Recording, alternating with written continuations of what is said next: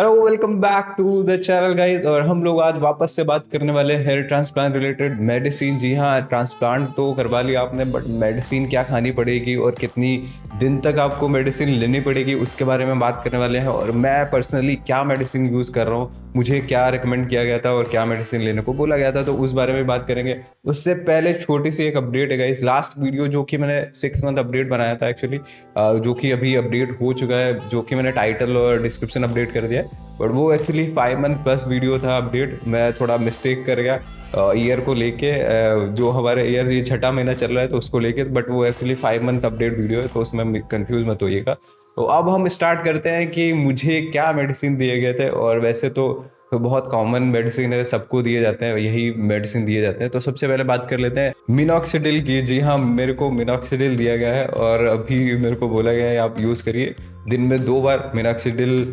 आप जानते हो, और ये मेडिसिन ऐसी है कि आपको बिना प्रिस्क्रिप्शन के नहीं मिल सकती। आप ऐसे ही जाके नहीं खरीद सकते, जब तक आपके पास डॉक्टर के लिखे हुआ पर्चा ना हो तब तक ये आपको नहीं मिल सकती। तो ये है मेडिसिन, और मैं आपको दिखा दूंगा इसको यूज़ भी कैसे करते हैं, क्योंकि स्टार्टिंग डेज में मेरा बहुत जल्दी एक 60 ml का जो डब्बा था वो बहुत जल्दी ख़त्म हो गया था। 20 दिन में ही ख़त्म कर दिया था मैंने, जबकि वो 30 दिन के लिए होता है। 1-1 ml यूज़ करनी होती है आपको सुबह और शाम को।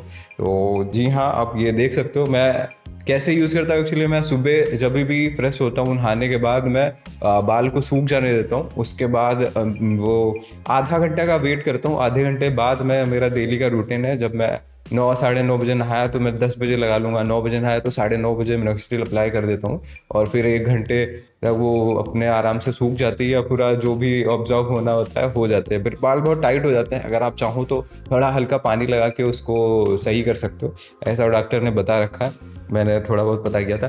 तो फर्स्ट मेडिसिन यही है, स्टार्ट होता है विद मिनॉक्सिडिल। तो मैं सबसे पहले मिनॉक्सिडिल का सॉल्यूशन अप्लाई करता हूँ। ये सॉल्यूशन है गाइस 120 ml वाला। तो नेक्स्ट बारी आती है आफ्टरनून की। आफ्टरनून में मतलब पूरे डे में कभी भी आप ले सकते हो वैसे, बट मैं खाना खाने के बाद आफ्टरनून में जो मेरा लंच होता है उसके बाद मैं एक हेयर बायोटिन लेता हूँ जिसका नाम है केराग्लो। अभी मैंने लेना स्टार्ट किया, इससे पहले मैं लेता था, इससे पहले मैं एडगेन प्लस लेता था। मैंने 4 मंथ तक कंटिन्यूसली ये कैप्सूल्स लिए हैं। मेरे को अच्छा खासा, मेरे को कोई वो नहीं दिखा, साइड इफेक्ट या कुछ ऐसा नहीं दिखा, बट मैंने फिलहाल इसको अभी चेंज किया है एडगेन प्लस से। अभी मैंने कैराग्लो मैन पे शिफ्ट किया है। 4 महीने मेरे प्रिस्क्रिप्शन में यही दवाई लिखी थी कैराग्लो मैन, बट मेरे को वहाँ से, जहाँ से मैंने ट्रांसप्लांट कराया वहाँ पे मेरे को ये दे दी, एडगेन प्लस दे दी थी। 4 महीने तक ये चला दिया है और उसके बाद अब मैं यूज़ कर रहा हूँ कैराग्लो मैन को। और मैं सोच रहा हूँ इसको अब देखता हूँ 2-3 महीने तक यूज़ करूँगा, फिर देखते हैं कौन सी हेयर बायोटिन ज़्यादा अच्छी है या फिर कोई, दोनों सेम ही है एक्चुअली, मतलब थोड़े इंग्रेडिएंट चेंज है इसमें, कुछ ज़्यादा चीज़ें हैं। तो मैंने सोचा अब इसको लेके ट्राई करते हैं। तो सेकंड ये हो गई, मैं खाना खाने के बाद फिर आई थिंक फिर ले लेता हूँ तुरंत, पानी के साथ आप ले सकते हो। तो ये हो गई, इसमें काफ़ी ज़्यादा चीज़ें हैं जो कि बालों को सपोर्ट करती है, न्यूट्रिशंस देती हैं, बालों को मजबूत करेंगी, जो चीज़ों की कमी होगी वो पूर्ति करेंगी। आयरन हो गया, copper, selenium, zinc, biotin, vitamin D2, बहुत सारी चीज़ें हैं इसमें। तो आप ऐड कैराग्लो मैन लिखोगे तो आपको मिल भी जाएगा ये ऐसी दवाई है, आप ऐसे ही भी ले सकते हो बिना डॉक्टर के प्रिस्क्रिप्शन के, क्योंकि हेयर बायोटिन है। जैसे कि लोग जिम में या फिर वो ओमेगा 3 कैप्सूल वगैरह लेते हैं, वैसे टाइप की है। तो आप ये आसानी से मिल जाएगी, आप ले सकते हो। बट मिनॉक्सिडिल वैसी चीज़ है, वो मिनॉक्सिडिल नहीं आपको देंगे बिना डॉक्टर के प्रिस्क्रिप्शन के, बट ये आपको मिल जाएगी। फिर बात आती है इवनिंग की। इवनिंग में मैं 6-7 बजे के 6-7 के बीच में मैं वापस से मिनॉक्सिडिल 1 ml अप्लाई कर देता हूँ अपने यही ट्रांसप्लांटेड एरिया पे, और मैं फिर उसको सूखने देता हूँ। और उसके 1 घंटे तक उसमें बीच में कुछ नहीं करता हूँ। और मिनॉक्सिडिल सूख जाए, फिर मेरे को डॉक्टर ने बोला है 1 घंटे बाद आप जो तीसरी, मेरे जो एक दूसरा सोल्यूशन दिया है डॉक्टर ने, ये रहा वो मोर प्रो करके एक सीरम है, वो अप्लाई करने को बोला है। 1 घंटे बाद मेरे को ये अप्लाई करना रहता है, जो कि 1 ml लेके मैं कैसे अप्लाई करता हूँ आप वो देख सकते हो वीडियो में। पहले मंथ में मैंने आपको बताया ना, ये और मिनॉक्सिडिल मेरे को पता ही नहीं था कैसे यूज़ करते हैं। तो मैंने क्या किया भाई, 20-20, 18-18 दिन में मेरे एक डब्बा साफ़ हो रहा है और पहले 1-2 मंथ में मैंने 4 बार डब्बे तो इसी के ख़त्म कर दिए थे, जबकि ये 2 महीने मेरे को एक डब्बा चलाना था, 60 ml, 1 ml ईच डे पे यूज़ करना था। बट मैंने अनफॉर्चुनेटली थोड़ा गलत यूज़ किया। इसका जो स्प्रे था उससे एक्चुअली नहीं करना है। अगर आप भी यूज़ करना चाहते हो या यूज़ करोगे फ्यूचर में तो ये ध्यान रखो, इसको आपको स्प्रे से नहीं लगाना है। मिनॉक्सिडिल आप लगा सकते हो ट्रांसप्लांटेड एरिया अगर कम है तो उससे लगा सकते हो, वरना आपको ट्रांसप्लांटेड एरिया ज़्यादा है तो ड्रॉपर से ही लगाओ, ज़्यादा अच्छा है। ड्रॉपर ईजिली पहुंच जाएगा और आपका मतलब सरफेस ज़्यादा कवर करेगा। वो स्प्रे इतना ज़्यादा कवर नहीं करता। आपके पूरे जब हेड में लगाओगे स्प्रे 5 बार, इतना ज़्यादा आपको फील नहीं होगा। आप 5-6-7 बार करोगे और वो मेडिसिन ज़्यादा लगेगी। बट उसमें लिखा है स्ट्रिक्टली 1 ml ही आपको लगाना है, जो कि अब कैसे भी करके आपको पूरे सरफेस में पहुंच जाना चाहिए। तो ये पूरे हेड के लिए दिया गया है, ये पूरे हेड में लगाना है। ये एक बाल जो एग्जिस्टिंग बाल है उसके लिए है, उसका सपोर्ट कर रहा है ये, कि आगे आने वाले वक्त में अगर आप ऐसी भी रफ एंड टफ डाइट रखते हो फिर भी 5 सालों तक आपके बालों को सपोर्ट करेगा। और फिर बारी आती है एक और टैबलेट की। तो गाइज लास्ट में एट द एंड जब मैं डिनर कर लेता हूँ, शाम का खाना खा लेता हूँ, उसके बाद मैं लेता हूँ फिनास्ट्राइड, जो कि ये रिकमेंड की गई है डॉक्टर के द्वारा और मुझे ये दिया गया है प्रिस्क्रिप्शन में। मेरे दवाई थी, ये भी प्रिस्क्रिप्शन के बिना नहीं मिलेगी, मिनॉक्सिडिल और ये फिनास्ट्राइड बिना डॉक्टर के पर्चे की आपको नहीं देगा कोई भी। तो ये रही वो दवाई, आप देख सकते हो यहाँ पे फिनास्ट्राइड का एक पत्ता रखा हुआ है, एक मैं यूज़ कर रहा हूँ अभी, तो 2 महीने का मेरे पास स्टॉक रहता ही रहता है फिलहाल। ये दवाई एक टेबलेट आपको शाम को लेनी है, इवनिंग में, ये लिखा हुआ है। बट उसका जो हेयर बायोटिन है वो आप दिन में ले सकते हो कभी भी, नाश्ता करने के बाद या लंच करने के बाद, तो उसमें ऐसा है। बट इसमें लिखा हुआ है आपको इवनिंग में ही लेनी है, तो सोने से पहले या वही है लंच के बाद। तो मैं लंच के बाद ले लेता हूँ तुरंत। तो ये मेरी मेडिसिन्स हैं और आपने देखा ये मैं कैसे ले रहा हूँ। तो बाकी तो ज़्यादा कुछ इसमें जानने वाली बात नहीं है। फिनास्ट्राइड के जो मैंने कुछ साइड इफ़ेक्ट चेक किए थे और देखे थे तो मेरे को थोड़ा अजीब लगा था और फील भी हुआ मेरे को actually side effect. But doctor ने बोला कि ये सब जैसे दवाई आप एंड करोगे धीरे धीरे, मतलब एकदम से तो कोई दवाई छोड़ नहीं सकते। अब एक दिन से फॉलो करे आ रहे हैं। मेरे को ऑलमोस्ट 5 महीने हो गए दवाई कंटिन्यू खाते हुए, 6ठा महीना अभी कंप्लीट हो जाएगा 7 जुलाई को। और ये दवाई एकदम से नहीं छोड़ सकते। उन्होंने बोला था 1 दिन में लो, फिर धीरे धीरे आप करके, मतलब जैसे अभी डेली लेते हो फिर आप 2 दिन में लो, 3 दिन में लो, फिर 1 वीक में, फिर धीरे धीरे करके आप छोड़ सकते हो 1-2 महीने में।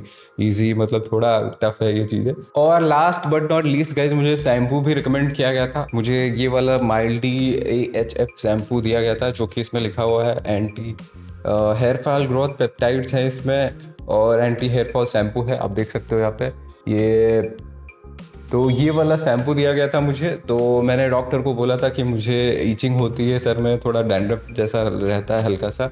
मैंने ईचिंग बताया था मेनली कि मुझे मतलब हर दूसरे दिन ईचिंग होना स्टार्ट हो जाता है, सर में बहुत खुजली होती है। तो डॉक्टर ने बोला था कि आप ये वाला शैम्पू लगाओ, आप देख सकते हो यहाँ पे कीटा के ना, ये कैराग्लो AD मैन करके शैम्पू है, आप इसको भी सर्च कर सकते हो। तो अगर ईचिंग वीचिंग होती है तो ये वाला शैम्पू बहुत अच्छा है। आपके सर में डेंड्रफ है या ईचिंग होती है तो वीक में 2 बार, और वीक में 1 बार इसको लेने बोला गया था, वीक में 2 बार इसको लेने बोला गया था। आई थिंक मैंने ये दूसरा मंगा लिया है, एक मेरे पास इससे पहले भी था। तो अभी मैं इसको फिर उसके बाद बंद कर दूंगा, क्योंकि अब मेरे को इतना ईचिंग वीचिंग होती नहीं है। तो वीक में 2 बार ये वाला लगाना है और वीक में 1 बार ये वाला लगाना है, तो आप समझ सकते हो। इसको लगाने के बाद एक और नुकसान है, ये बाल बहुत रफ हो जाता है एक्चुअली। तो वो है, अब वो देखना पड़ेगा आपको, या तो वो कंडीशनर यूज़ करना पड़ेगा या आप कुछ भी बाद में। अब एक्चुअली दवाई लगानी होती है ना, तो पता समझ नहीं आता कि अभी इसके बाद क्या लगाए, तो वो भी डॉक्टर से पूछना पड़ेगा, क्योंकि अब बाल बड़े हो गए हैं। तो अभी देखते हैं क्या यूज़ कर सकते हैं शैम्पू और दवाई के बाद, क्योंकि तुरंत आपको आधा घंटे बाद आई थिंक बाल सुखाने के बाद लगाना पड़ता है मिनॉक्सिडिल, तो वो दिक्कत है। बट अभी वो एक नोट करने वाली चीज़ यही है गाइस, कंक्लूजन में बता दूं, फिनास्ट्राइड अगर आपका सरफेस स्मॉल है, जैसे आपने 2,000-2,500 ड्राफ्ट लगवाए हैं, तो आप स्प्रे यूज़ कर सकते हो। वरना अदरवाइज मैं बोलूँगा आप ड्रॉपर यूज़ करो, वो ज़्यादा अच्छा है, वो ज़्यादा किफ़ायती है। मतलब आपका सब जगह पहुँच जाएगा अच्छे से और आपका बच भी जाएगा, मतलब पूरा सरफेस भी कवर हो जाएगा। बट अगर आपका ज़्यादा एरिया है तो ड्रॉपर यूज़ करो, और अगर कम एरिया है तो आप स्प्रे यूज़ कर सकते हो, फुस करके आपने काम हो गया। और ऐसा अगर आपको कोई सीरम है लगाना है तो आप ड्रॉपर ही यूज़ करो, ज़्यादातर ज़्यादा अच्छा है। बड़े बाल हैं फिर भी इजी रहेगा, क्योंकि अभी स्प्रे तो इतना जल्दी आप अंदर तक कैसे ही डाल पाओगे? वो बालों में ज़्यादा लगेगा कंपेयर टू आपके जो मतलब स्कैल्प पे लगना चाहिए, बट वो बालों पे लग जाएगा पूरा स्प्रे के द्वारा, तो वो अच्छी बात नहीं। तो इसीलिए ड्रॉपर यूज़ करो अगर पूरे हेड में लगाना है। बाकी आप इसमें भी ड्रॉपर यूज़ कर सकते हो, बाकी अप टू यू गाइज, आप पे है कि आप क्या ड्रॉपर यूज़ करते हो या स्प्रे यूज़ करते हो। बट वही है, मेरे को अभी ये 1 साल तक तो लेने हैं कंटिन्यूसली, मुझे स्टॉप करने के लिए तो नहीं बोला गया दवाई। अब वो मैं अपनी लास्ट पीआरपी में अपनी कंडीशन देखते हुए डॉक्टर बताएंगे कि आपको कब दवाई स्टॉप करनी है, कब नहीं करनी है, क्योंकि आपके जो ग्रोथ है, हेयर ग्रोथ डिपेंड करता है कि आपको दवाई कब बंद करनी है। उस हिसाब से वो डॉक्टर बताएंगे कि आपको दवाई बंद करनी है या अभी कंटिन्यू करनी है। तो मुझे बोला गया है 1 साल तक कंटिन्यूसली ये दवाई लें। 1 साल बाद मुझे ये सीरम बोल दिया गया है कि आप 1 साल बाद या मतलब 10 महीने के बाद ये मोर प्रो जो सीरम है ये बंद कर सकता हूँ मैं, बट वो मेरी जो दवाई है वो कंटिन्यूसली चलेगी, क्योंकि आपकी जो पूरी ग्रोथ है 1 साल में आ पाती है। बहुत लोग बोल रहे हैं कि मिनोक्सिडिल और फिनास्ट्राइड आप लगा रहे हो, आपके जो ट्रांसप्लांटेड हेयर अभी तो अच्छे खासे दिखेंगे, फिर आपके चले जाएंगे। ऐसा कुछ नहीं है गाइस, ऐसा ट्रांसप्लांटेड में नहीं होता है। ट्रांसप्लांटेड हेयर आपके अभी जितने हैं बाद में भी उतने ही रहेंगे, और अगर एक सर्टिंग फेस हल्का सा आता भी है दवाई छोड़ने के बाद या फिर आपका पूरा ग्रोथ आने के बाद, फिर वो वापस से आई थिंक कंटिन्यू हो जाता है। आपके जो गए हुए बाल है, आपको जो 100% ट्रांसप्लांट अगर अच्छी जगह से कराया है तो वो आपको back to back I think 90% तो आपको मिल ही जाएंगे जितने भी ट्रांसप्लांटेड हेयर हैं। तो मेरा रिकमेंडेशन यही रहेगा, अच्छी जगह से कराओ। और ये सारी दवाइयाँ हैं, थोड़ा सा आपको डेली रूटीन में ये सब ऐड अप करना पड़ेगा। थोड़ी हेडेक रहेगी कि आपको यार दवाई लेनी है, याद भी रखना पड़ेगा। मैंने मुश्किल से 1-2 दिन को भी मिस कर दिया हूँ, वरना मैं कंटिन्यूसली अभी 6 महीने होने आए हैं, मैं कंटिन्यूसली पूरा जो अपने मेडिसिन से ले रहा हूँ। थोड़ा 1 साल का हेडेक है यार, बाल चाहिए अब इतना कर सकते हो। और बाकी अपनी अच्छी डाइट मेंटेन रखो, जो अगर जिम जाते हो तो वैसी डाइट, और प्रोटीन ज़्यादा ऐड अप करो अपनी डाइट में, और जो मिनरल्स है वो ज़्यादा मतलब जो चीज़ों से भी मिलते हो आप रिसर्च करो कौन से मिनरल किस चीज़ को फ़ायदा करते हैं, और बढ़िया उनको खाओ यार। नेचुरल चीज़ों से बहुत अच्छी चीज़ है, अगर आप नहीं लेते हो तो आप हेयर वाइटनिंग ये सब चीज़ें ऐड कर सकते हो। तो ये है मेरी मेडिसिन, एक्चुअली ये चीज़ें मैं यूज़ कर रहा हूँ अभी।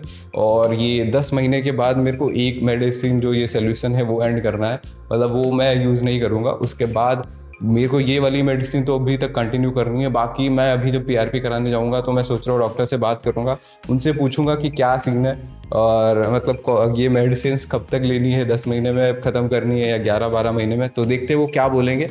बाकी आपके जो भी क्वेश्चन है मेडिसिन से रिलेटेड या कुछ भी, तो आई थिंक दवाइयों से रिलेटेड ये वीडियो बहुत दिन का पोस्टपोन था। मैं सोच रहा था आज बनाऊंगा, कल बनाऊंगा, बट अभी फाइनली मैंने अपनी दवाइयाँ दिखा दी आपको, और यही दवाइयाँ मैं अभी तक ले रहा हूँ। जो इसमें से चेंजेस हैं वो मैंने आपको दिखा दिए। यही बस हेयर बायोटिन कैप्सूल का चेंज है। ये सिप्ला का एडिगेन की जगह मैंने कैराग्लो मैन लेना चालू किया है अभी तक। तो आई थिंक बस यही चेंज है मेरी दवाई में, अभी 4 महीने से ये था। तो दैट्स इट गाइज, ये वीडियो के लिए इतना ही। आपसे मिलते हैं एक नेक्स्ट वीडियो में, तब तक के लिए बाय बाय। और आप अपने क्वेश्चन ऐसे ही डालते रहो कमेंट बॉक्स में, मैं जितना भी हो सकेगा जो भी मेरे पास नॉलेज है, जितनी नॉलेज है, क्योंकि मैंने भी खूब सारी रिसर्च की है, तो वो मैं आपके साथ शेयर करता रहूँगा। अगला जो वीडियो आएगा हो सकता है वो क्वेश्चन रिलेटेड हो, या मैं कोई अच्छा सा कमेंट पिक करके उस पर वीडियो बनाऊंगा। तो आप अपने क्वेश्चंस पूछते रहो, और आप कुछ सजेशन चाहते हो तो वो मेरा डिस्कॉर्ड या इंस्टाग्राम ज्वाइन कर सकते हो। फिलहाल बेस्ट सोल्यूशन या बात करने के लिए आप मेरे को डिस्कॉर्ड पे ज्वाइन कर सकते हो। बस bye guys, thank you, that was it, bye guys.